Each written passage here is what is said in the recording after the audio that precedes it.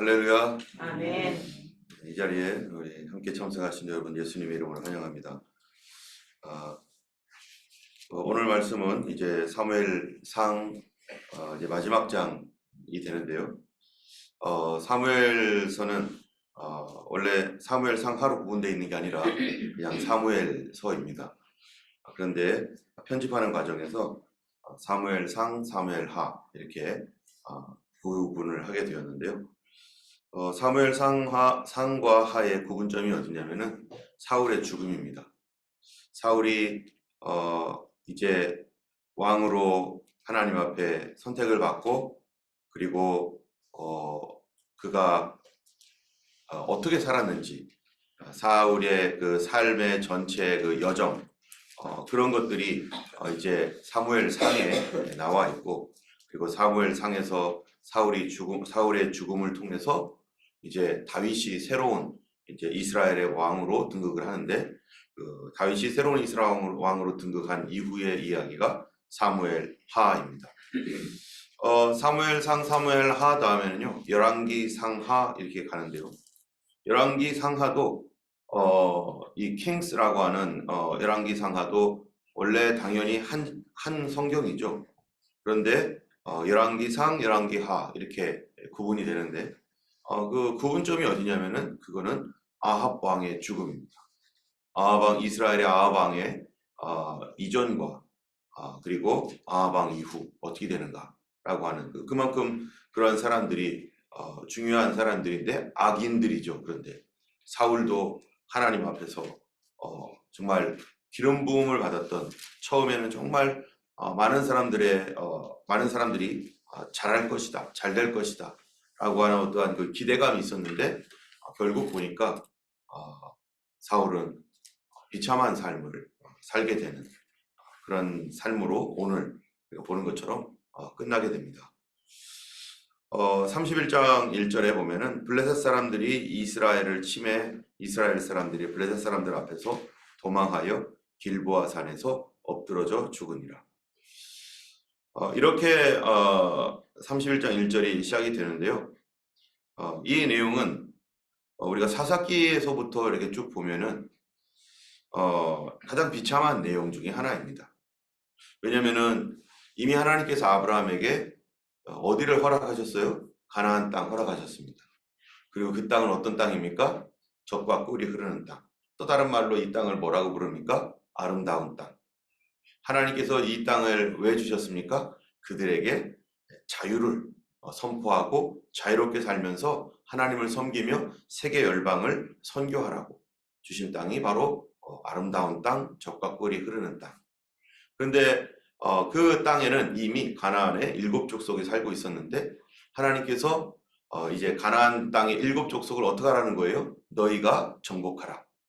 거기에 그들이 살고 있는데 하나님의 땅을 그들이 더럽히고 있고 죄악이 관영하여서 이 땅이 그들을 더 이상 품을 수가 없는 지경까지 이르렀을 때 하나님의 백성을 통해서 이스라엘을 통해서 이 가나안 사람들을 이제 쫓아내는 심판이 시작될 때 하나님께서 그들에게 주신 여호수아와 또 그 이전에 모세, 아브라함에게 주셨던 약속대로 하나님이 그들과 함께 하신다.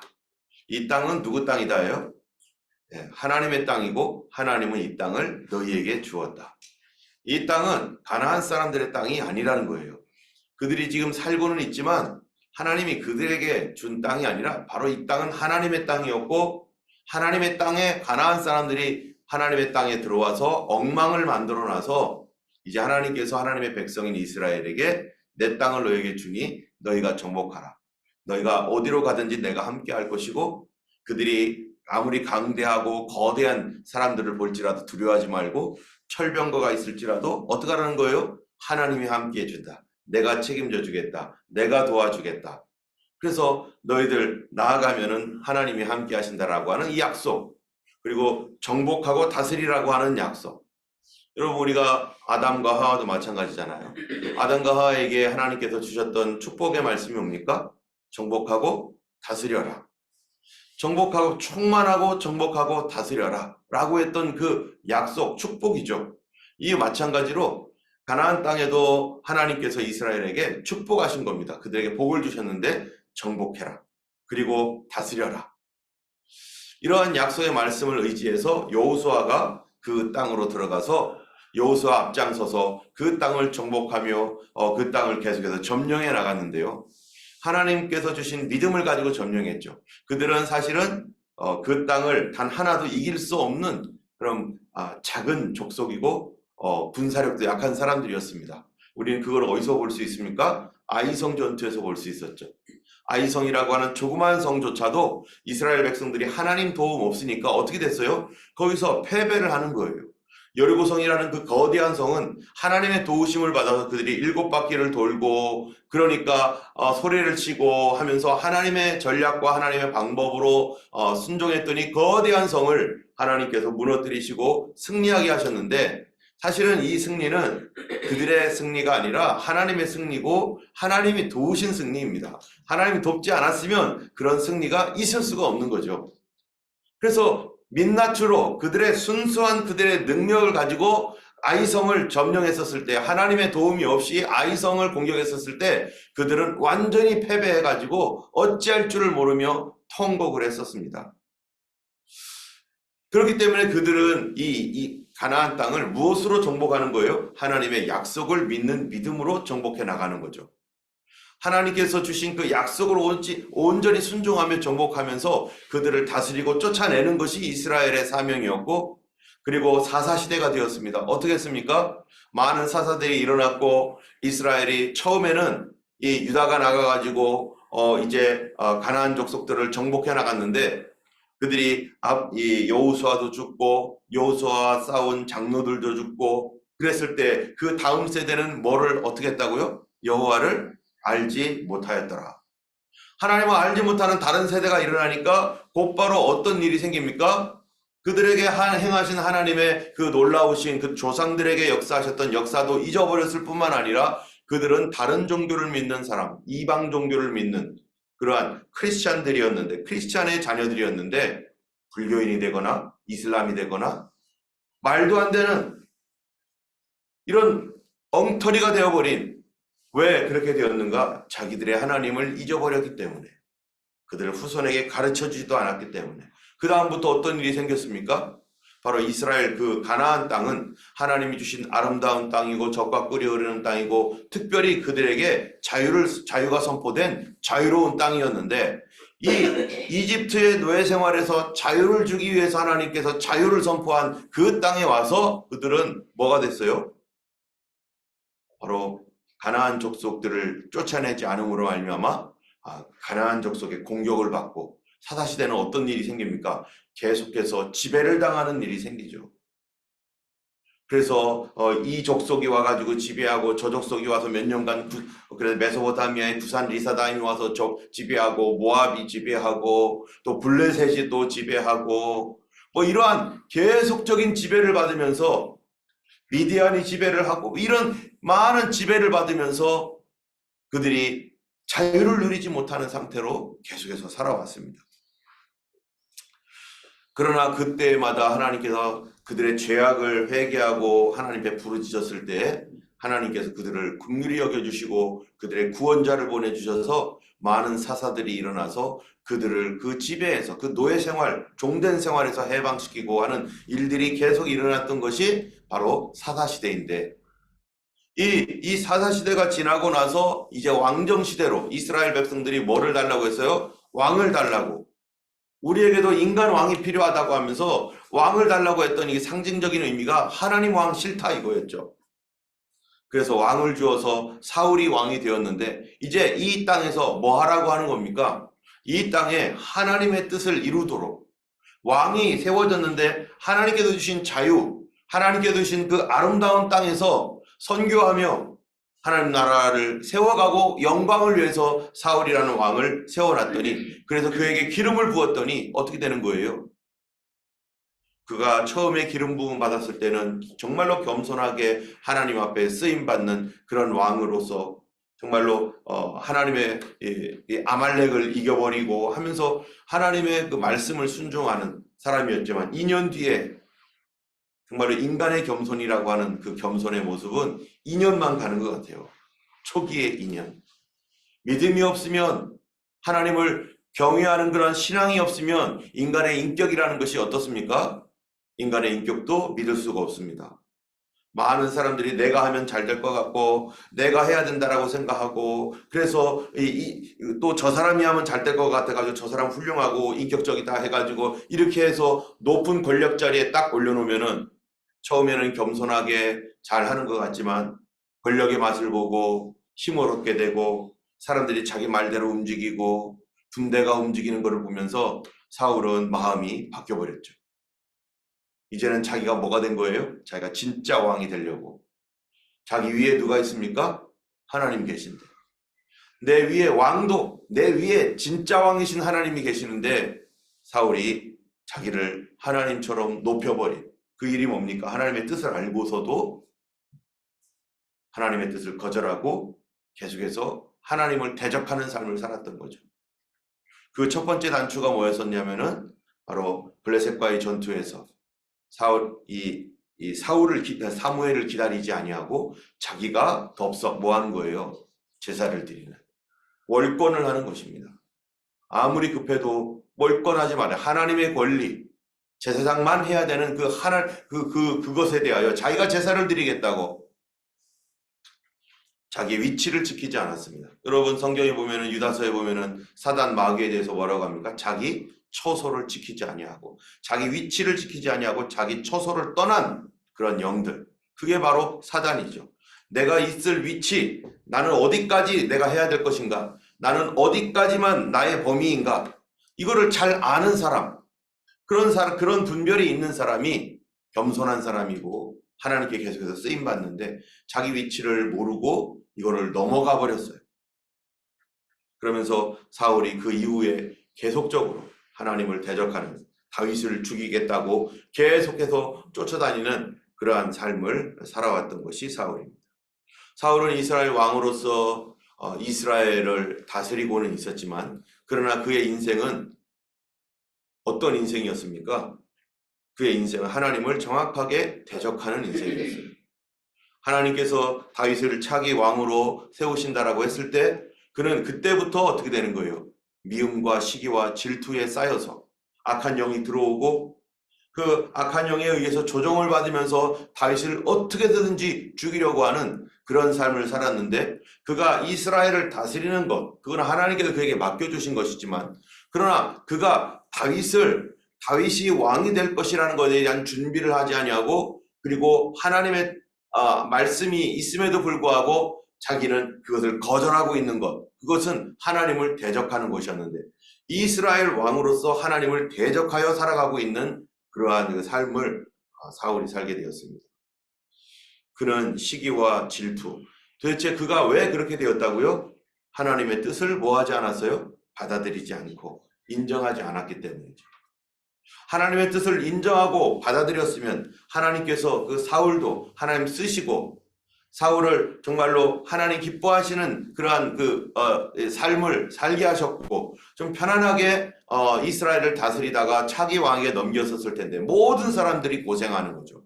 그 한 사람의 고집 때문에, 그 한 사람이 버티고 있어서, 끝까지 내려놓지 않으려고 그 애를 쓰면 버티고 있기 때문에 수많은 군사들이 죽음을 당하고 많은 이스라엘 백성들이 어려움 속에서 고통을 당하고, 어떤 때는 우리가 살다 보면은 그 한 사람 때문에 문제가 생기는 경우가 얼마나 많은지 모릅니다. 교회도 마찬가지고 가정도 마찬가지고, 그 한 사람이 하나님의 뜻을 받아들이고 순종하면 하나님께서 자기를 낮추실 때, 그래 내가 두 번째 자리지 라고 하는 그 하나님의 뜻을 받아들일 때 모든 것이 평안해지고 정말로 하나님의 그 뜻이 선하게 이루어져서 그 사람도 결국 해피해지고 다른 사람들도 하나님의 뜻을 이루는 아름다운 영광이 될 텐데, 네팔에는 이 한국 사람이 세운 좋은 학교가 하나가 있는 것 같은데요. 언약학교라고 하는 것 같습니다.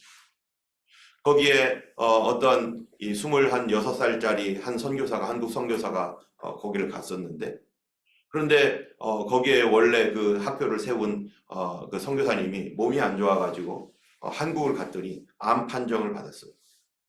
암 판정을 받아서 그가 거기서 얼마 후에 그만 돌아가심으로 말미암아서 여기 새로 부임했던 그분의 그 학교의 과학교사로 왔던 그 선교사님이 갑작스럽게 뭐가 됐냐면 이사장이 돼버렸어요.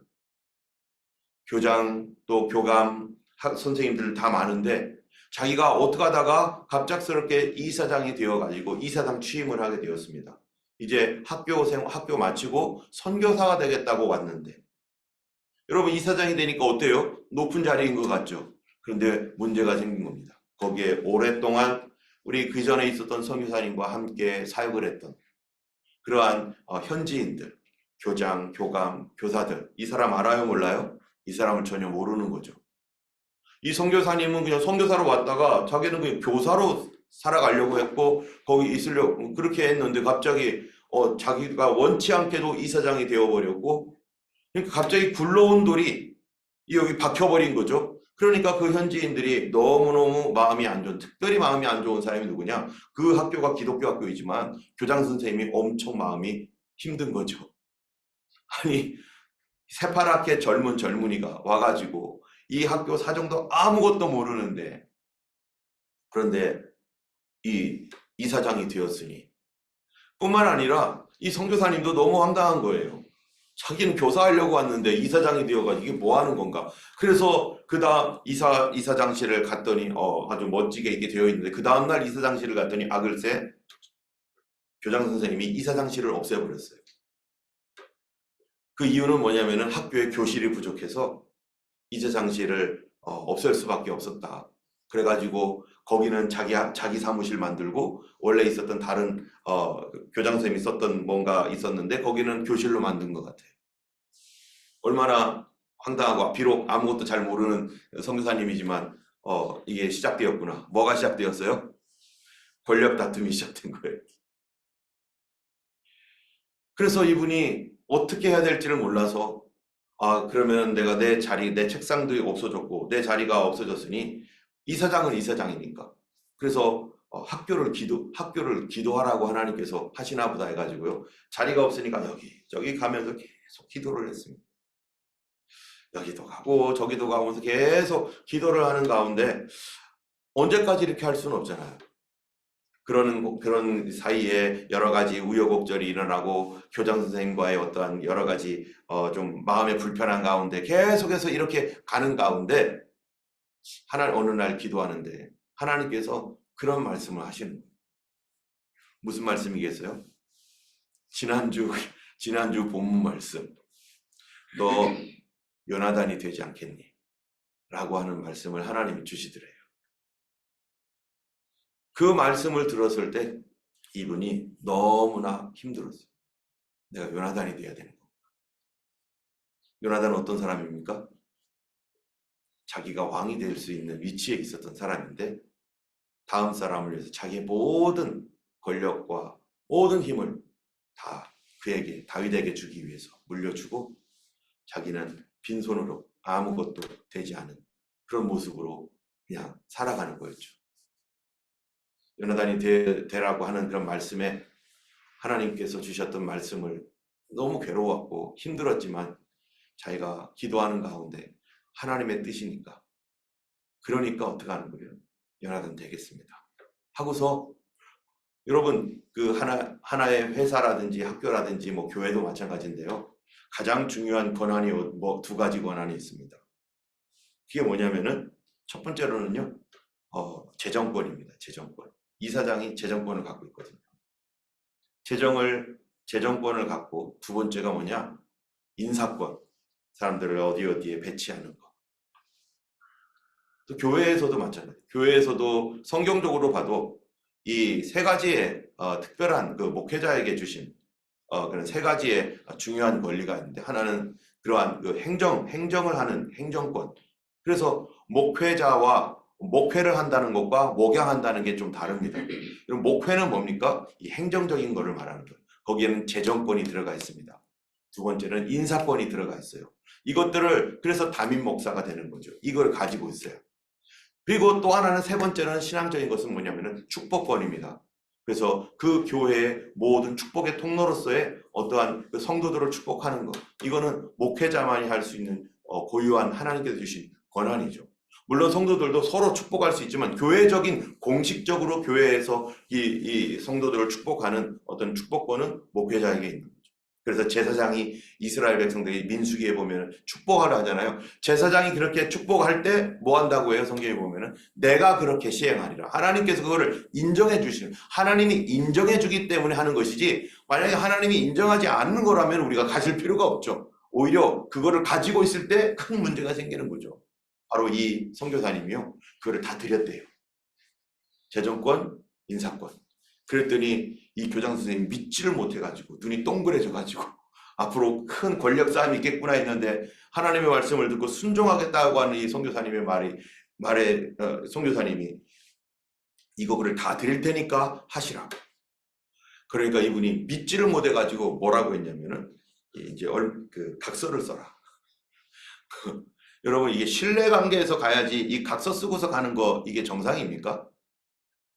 이런 모든 것들은 우리 교회 일이나 세상 일도 마찬가지지만 이 신뢰관계에서 이렇게 가야지 되는 것인데, 꼭 법에 호소하면 되는 겁니까? 법은 뭡니까? 최후 아주 하다 안 될 때 가장 쓰지 말아야 할 방법, 서로 관계 안에서 윤리와 도덕적인, 더 그보다는 더 믿음 안에서 넘어가고 이해하고 막 이렇게 가는 것이 그게 온전한 그 교회이지, 안 되겠다 싶어가지고 뭐만 하면 법대로 하자 해가지고 법 조문 갖고 와가지고 하면 이거는 정말로 마지막, 이거는 갈 때까지 간 거예요.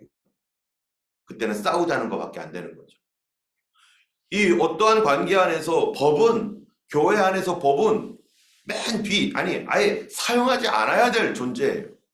어떻게 보면 법이 중요하고 최후의 수단으로 있긴 하지만 우리가 다 믿음으로 그런 거 해야 되는 거 아니겠어요?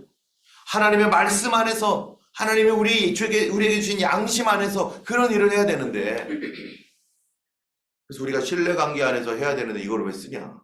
내가 나를 신뢰해라. 하나님께서 주신 말씀 신뢰해라. 그래서 결국 이분이 약 10년 동안을 그렇게 모든 것을 맡겨주고 그랬더니요, 그 교장 선생님도 막 이제 신뢰를 하기 시작하는데, 나중에 그 네팔에 8.5의 어마어마한 지진이 일어났었을 때 다른 그 주변에는 다 무너졌는데 그 학교는 무너지지 않았대요. 모든 사람 거기로 대피하고, 그러면서 학생들도 다 떨어져 나가지고 없어지는 그런 상황에서 원래는 100명이었는데 300명의 학생들이 몰려오고, 그리고 그 과정에 이 선생님이나 교장 선생님이 이 선교사님을 보호해주고 지켜주고, 그리고 그 학교는 더 번창하고, 결국 미래에 어떤 일들이 일어날지 우리는 알지 못했지만은 그러한 큰 지진과 같은 어마어마한 사건이 있었을 때, 그때 모든 사람들이 선교사님을 선생님으로부터 교장 선생님까지 가족들을 돌보라고 하면서 지키면서 그 학교를 자기들이 다 수리하고 자기들이 다 돌보고, 그런 가운데 합력하여 선을 이룬 그런 이야기를 들었습니다. 얼마 전 어떤 분이 보내준 그 크리스찬 간증 그 링크를 이렇게 봤더니요, 그런데 사울은 어땠느냐? 사울은 하나님의 뜻을 받들지 않고 내가 대장인데 왜 내가 머리를 숙여야 돼? 하면서 하나님조차도 거절해왔던 사울. 그 사람이 결국 오늘 본문에 죽음을 당합니다. 어떻게 살다가요? 평생 시기, 질투, 원망하다가. 무엇만 했으면 됐어요? 하나님의 뜻을 영접하기만 하면 됐어요. 아하, 하나님이 나는 지금 이 자리에 있으라고 하는 거구나. 나를 처음으로 주지 않고 나를 두 번째로 하나님께서 주셨구나 라고 하는 것을 받아들이기만 했어도. 그런데 그 아들 요나단은 그것을 받아들였습니다. 그리고 결국 이제 끝까지 왔는데요, 여기 보면은 오늘 본문의 내용이 뭐냐면은 요나단의 죽음입니다. 사울은 자기 죄 때문에 죽죠. 사울은 기름 부음을 받은 왕이었었죠. 그런데 이 기름 부음 받은 왕도 어떻게 죽어요? 비참하게 죽고 타락해버립니다. 여러분, 기름 부음 받았다고 사람 다 믿으면 됩니까? 기름 부음 받으면은 모든 것이 무적입니까? 아닙니다. 기름 부음 받아서도 자기를 지키지 못하면 타락하게 되고, 타락한 가운데 하나님 뜻 대적하면은 이렇게 비참한 말로를 가질 수도 있다는 거죠. 이 성경에 보면은 이 뭡니까? 하나님의 천사장이었던 사탄, 이 천사장이었던 그 뭐라고 해야 돼요? 그 이름을 이름은 잘 모르겠는데 루시엘이라고도 하고 뭐 그런, 그거는 그냥 그 이탈리아어 라틴어의 하나의 그냥 그 빛나는 존재라고 하는 어떤 이러한 그 이름일 뿐이고 실제 이름은 잘 모르겠어요. 루시엘인지 뭔지. 근데 그 하나님을 찬양했던 가장 고귀했던 이 천사, 성경에 보면 에스겔서에 보면 그가 어땠대요? 기름 부음 받았다는 거예요. 기름 부음 받은 자. 그런데도 마귀로 타락합니다. 자기를 지키지 않으면. 사울은 어땠습니까? 기름 부음 받은 자였는데 하나님 뜻을 대적하며 살으니까 그 나중에 기름 부음이 떠났을 뿐만 아니라 그에게 있었던 모든 것들이 이렇게 비참하게 마지막에 돼요. 그런데 문제는 요나단입니다. 요나단은 사울과 함께 싸우다가 죽음을 맞이합니다. 다른 자기들의 형제들과 함께 죽어요. 여기 2절에 보면은 블레셋 사람들이 사울과 그의 아들들을 추격하여 사울의 아들 요나단, 아비나답, 말기수아를 죽이니라. 사울에게는 총 4명의 아들이 있어요. 요나단이 가장 큰 아들, 그 다음에 아비나답, 말기수아, 맨 마지막 아들이 이스보셋. 이러한 사람들이 이스보셋을 제외하고 이 3사람이 한날에 다 죽습니다. 그리고 사울은 어떻게 되느냐? 결국 사울은 자살하는 사람이 되어버려요. 하나님께서 주신 고귀한 생명. 어느 누구도 침범할 수 없는 자기의 생명을 자기 스스로 끊는 가장 비참한.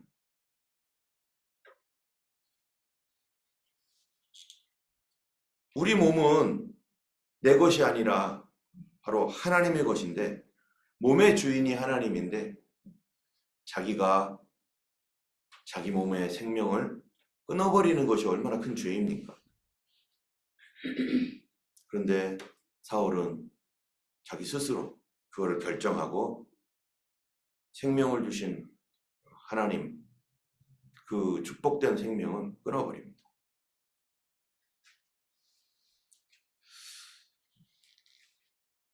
그렇게 사울은 죽었는데요. 요나단은 이 사울과 함께 싸우다가 요나단도 죽습니다. 여러분, 요나단이 죽을 때 가장 슬퍼할 사람이 누구겠어요? 다윗이죠. 여러분, 다윗과 요나단 나이가 어떻게 될까요? 다윗이 왕이 될 때 나이가 몇이었죠? 이스라엘의 왕이 될 때? 예, 30세에 이스라엘의 왕이 됩니다. 그런데 그러면 다윗이 왕이 될 때 30세 이스라엘 왕이 되면 요나단은 몇 살일까요? 몇 살일까요? 한 30몇? 보통 요나단은요, 한 50에서 60대로 봅니다. 다윗과 적어도 20년 이상, 20, 30년의 차이가 나요. 그런데도 형, 동생 하면서 그렇게 지내죠. 그걸 뭐를 통해서 알 수 있냐면은 이스보셋이라는 왕이, 이스보셋이 이제 사울의 마지막 아들인데 요나단은 가장 큰 형이고요. 이스보셋이 사울이 죽은 다음에 이제 곧바로 이제 이스라엘로 다윗에게로 왕권이 넘어오는 게 아니잖아요. 11지파는 여전히 누구를 따라요? 이스보셋을 따르는 거죠. 아브넬이 그 아브넬을 통해서 이스보셋이 여전히 이스라엘의 왕으로 그가 세워놓습니다. 7년 동안 세워놓습니다. 그때 그의 나이가 40세예요. 그러면은 벌써 다윗하고도 10살 차이 나는 거죠. 막내 동생이. 그래서 20년, 30년 이상 요나단과의 어떤 차이가 있습니다. 그럼에도 불구하고 요나단이 다윗을 그렇게 아끼고, 다윗아 네가 처음이고 나는 너의 두 번째야 라고 하는 그런 인격이라는 것은 이 사람 진짜 왕이 되고도 남을 사람이에요. 그런데 그는 조용히 사라지는데, 그가 그러한 죽음을 맞이하는 이 죽음이라고 하는 것이 사람들이 볼 때는 어떻습니까? 무슨 죄를 지어서 그런 건가요? 사울은 죄로 말미암아 심판받는 것입니다. 그런데 그 심판받는 그 사람과 함께 지금 요나단은 죽는데, 그 요나단은 뭡니까? 우리가 겉으로 볼 때는, 우리가 어떤 사람이 불행한 일을 겪고 어려운 일을 겪을 때는 다 죄 때문입니까? 죄 때문이 아니에요. 하나님이 하시는 특별한 섭리가 있는 것이죠. 이 요나단은 바로 의로운 사람으로서, 의인으로서 죄인과 같이 죽은 한 사람입니다. 때문에 우리가 어떤 사람의 겉모습이나 어떠한 그 결말을 보고서 저 사람이 어쨌다는 거 봐, 저렇게 살았는데 저렇게 죽는 거 보니까, 저렇게 끝나는 거 보니까 저 사람은 그랬나 봐 하면서 이렇게 판단하면 돼요, 안 돼요? 그렇게 함부로 판단하면 안 됩니다. 요나단을 누가 손가락질할 수 있습니까? 요나단은 의인으로서 정말로 자기의 그 삶을 하나님의 뜻을 위해서 바쳤고, 그리고 다 내려놓았던 사람으로 똑같이 죽음을 받았는데, 악인처럼 죽음을 받았는데, 그러나 요나단은 의인으로서 하나님의 기뻐하시는 그러한 삶을 살고 그렇게 하나님께서 불러가셨습니다. 왜 불러갔나? 여러분, 우리가 잘 아는 대로 이 사울의 네 번째 아들이었던 이스보셋이 이제 오직 하나 남았었을 때 11지파들, 그 중에서도 아브넬과 사울을 따랐던 사람들이요, 이스보셋을 중심으로 다 모여요. 그리고 이스라엘을 재건하겠다고, 이스라엘의 정통성을 계속 이어가겠다고 그들이 계속해서 모여서 힘을 기릅니다. 그리고 유다지파의 왕이 된, 나중에 보면은 사무엘 하러 가면은 유다지파의 왕이 된 누구랑 결혼해요? 다윗과 대적을 합니다. 7년간. 만약에 요나단이 살아있으면 어때요? 요나단 얼마나 인물이 훌륭하고 얼마나 인격적입니까? 요나단 주변에 있는 그 아브넬과 그 주변의 수하의 사람들이 얼마나 요나단을 따르겠어요? 요나단을 붙들고 그러시면 안 됩니다. 여기는 당신의 나라이지 다윗의 나라가 아닙니다 하면서 그 주변에 이 세력을 갖고 있는 사람들이 얼마나 그 집에 거기에서 모여가지고 막 이러겠어요. 그럼 요나단은 어떻게 될까요? 요나단이 아니야 우리 항복하자 이러면 가만히 있겠어요? 그 주변에 있는 사람들이. 나는 그렇지 않고 싶어도 그 주변 사람들이 자기 권력을 놓지 않기 위해서 요나단을 이용할지도 모르고 어떻게 될지 몰라요. 이런 가운데 어쨌든 요나단이 이렇게 의로운 죽음을 맞이하게 되죠. 여러분, 비슷한 사람이 있습니다. 누굽니까? 세례 요한이죠. 세례 요한은 예수님을 계속해서 소개합니다. 그는 흥해야겠고 나는 쇠하여야 하리라. 그리고 나서 세례 요한이 어떻게 됩니까? 그리고서 감옥에서 그도 순교하게 됩니다. 그의 순교라고 하는 그 감옥에서의 죽음은 누구로서 죽었느냐? 죄인으로서 죽었어요. 그가 헤롯 왕을 대적했던 죄인으로서 죽었는데 성경에서는 그가 죄인이 아니라 그가 여인이 낳은 어떠한 사람보다도 더 훌륭한 사람이라고 예수님이 칭찬했던 그 사람이 바로 세례 요한이고, 이런 하나님의 의인들이 이 땅에서 고난을 받았을 때 하나님께서 그들의 고난을 하나님께서 심판을 해주실 때 그 악한 자들을 심판하시고 그들의 이름을 높이시고, 우리에게는 뭐가 있습니까? 이 땅이 있는 것이 아니라, 이 땅만 있는 게 아니라 이 땅 다음에 하나님의 나라가 우리를 기다리고 있고 하나님의 심판이 있고 하나님께서 그들을 위하여 준비해 놓은 상이 있는 거죠. 여러분, 이 땅에 살아가는 모든 사람들이 다 잘 되고 싶죠. 다 최고가 되고 싶죠. 다 큰 교회 하고 싶을 거예요. 목사님들도 다 이것저것 다 하고 싶을 거예요. 누구든지 다 그런 마음을 갖고 있습니다. 그런데 어떤 사람들은요, 나는 크게 되지 않을 거야. 나는 이 자리가 내 자리야. 이 자리는 하나님께서 주신 나의 자리야. 나의 사명지야. 어떤 선교사님들은 정말로 시골 구석에 가가지고 거기서 불러도 아니야 나는 여기가 내 자리니까 나 부르지 마. 어떤 사람들은 저기 선교지에 가가지고 거기서 정말로 알지도 못하는 조그만 사람들, 이 조그만 소수민족 또 못 사는 사람들과 거기 곁에 있으면서 정말로 어떤 누구보다도 훌륭한 목사님들 많습니다. 훌륭한 선교사들 많습니다. 훌륭한 평신도들도 많습니다. 그들이 어떤 사람이 훌륭한 사람이냐? 내가 더 높아지려고 애를 쓰면서 더 높은 자리를 향해 계속 걸어가고 그거를 잡으려고 막 애쓰고 막 그러는 사람이 아니라 자기에게 주신 그 위치에서 하나님의 뜻을 순종하며 그 자리를 지키는 사람. 그 사람들이 하나님의 기뻐하시는 사람입니다. 여러분, 왜 이 사람들이 훌륭한 사람입니까? 이 땅에서는 아무도 알아주지 않죠. 그렇죠. 그런데 그 사람들이 왜 훌륭한 사람입니까?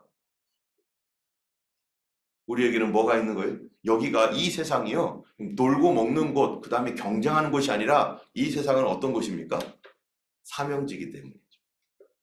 이 땅은 사명지예요. 우리는 하나님 여기 사명자로 불렀지, 여기에서 경쟁하면서 최고가 되라고 부르는 게 아니라 하나님께서 주신 그 사명을 완수하라고 하나님께 부르셨기 때문에, 어떤 사람은 정말로 큰 일을 해야 될 사람이 있어요. 그 사람은 그 일을 해야 됩니다. 다윗은 자기가 아무리 숨으려고 했지만, 그러나 하나님이 그를 부어가지고 너 이 나라를 너는 다스려야 되라고 그랬기 때문에 그가 거기에 있는 것이고, 그 일을 위해서 겸손하게 순종하며 크게 되었을지라도 하나님이 주신 줄 알고 그가 하나님을 왕으로 섬기고 엎드리는 그 삶을 살 때, 그가 큰 나라를 다스리고 있을지라도 그는 위대한 사람인 것이고, 또 작은 부분에서 하나님께서 주신 그 일에 내가 충성하고 아무도 알아주지 않는 그곳에 있을지라도 하나님이 그 일을 맡겼다면 맨 마지막에는 하나님께서 뭐 해주신 하나님의 칭찬과 하나님의 보상이 반드시 그에게 있기 때문에, 우리는 무엇 때문에 살아갑니까? 최고가 되려고 살아가는 게 아니라 하나님의 뜻을 수행하러 살아가는 거죠. 그래서 성경에 보면 예수님이 히브리서에 뭐라고 되어 있습니까? 이 두루마리 책에 쓰여진 대로 내가 왔나이다. 두루마리 책에 쓰여진 대로 내가 주님의 일을 행하러 내가 왔나이다 했다는 거 아니에요? 누가요? 예수님께서. 우리의 교회의 삶이라든지 세상 속에서의 삶은 반드시 우리가 알고 있어야 되는 게 뭐냐? 하나님의 나를 부르신 부름, 그 부름의 자리가 어디이고 나는 무엇을 위해 살아갈 것인가?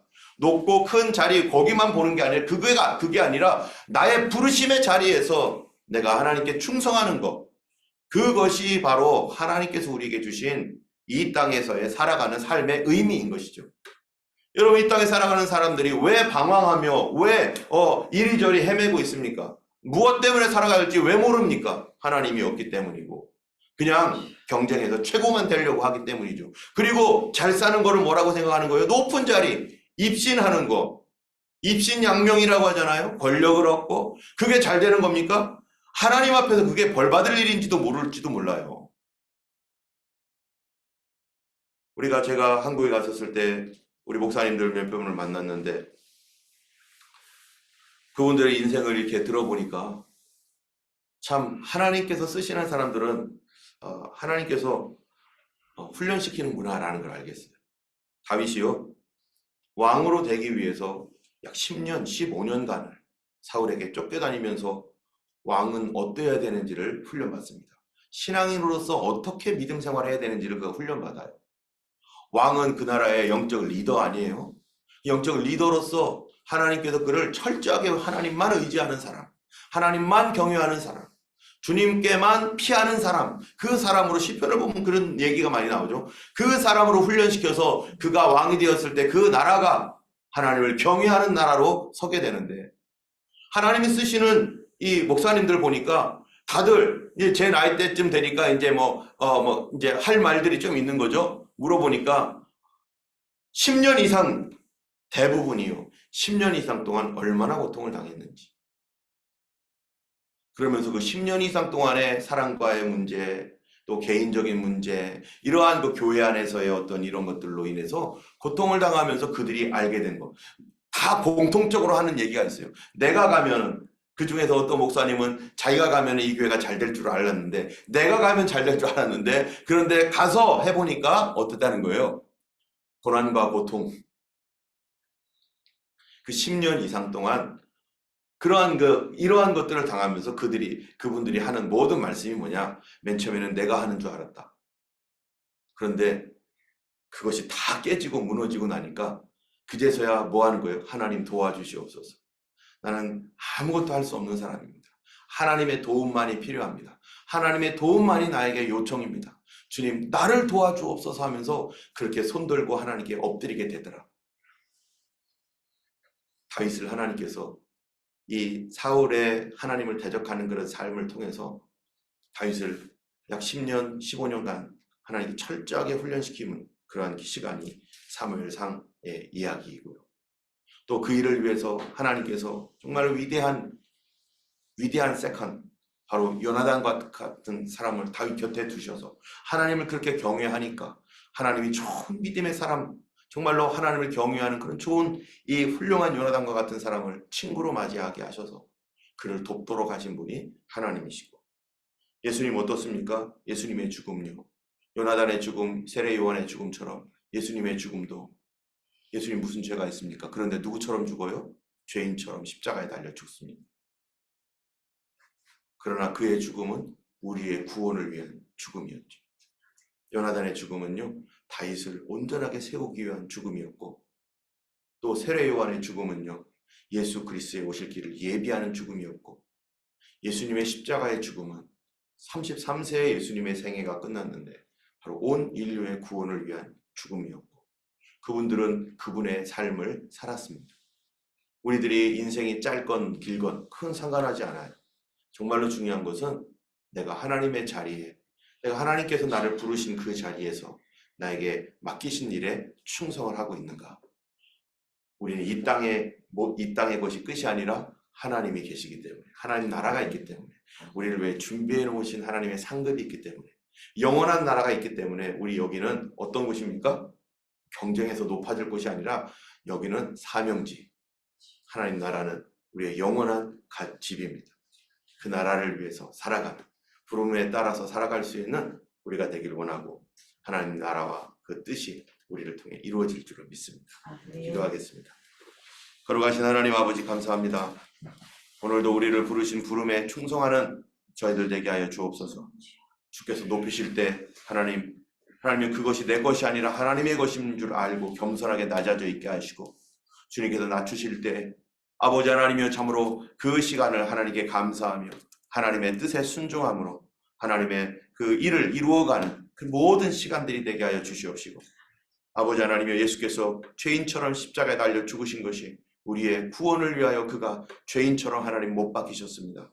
아버지 그 예수님을 보며 아버지 하나님 그를 바라보는 자가 구원받는다고 주님께서 영생을 주시겠다고 약속하셨는데, 아버지 그 예수님 정말 그 주님의 그 사명과 그 주님의 스피릿을, 그의 성령을 우리에게 부어주셔서 우리가 이 땅에서 하나님의 높은 사람이 되려고 하나님 경쟁하며 시기하며 질투하는 삶이 되지 않고 하나님의 뜻을 따라 나의 맡겨주신 그 사명대로 살아갈 수 있는 하나님의 그리스도를 따르는 제자가 되게 하여 주시옵소서.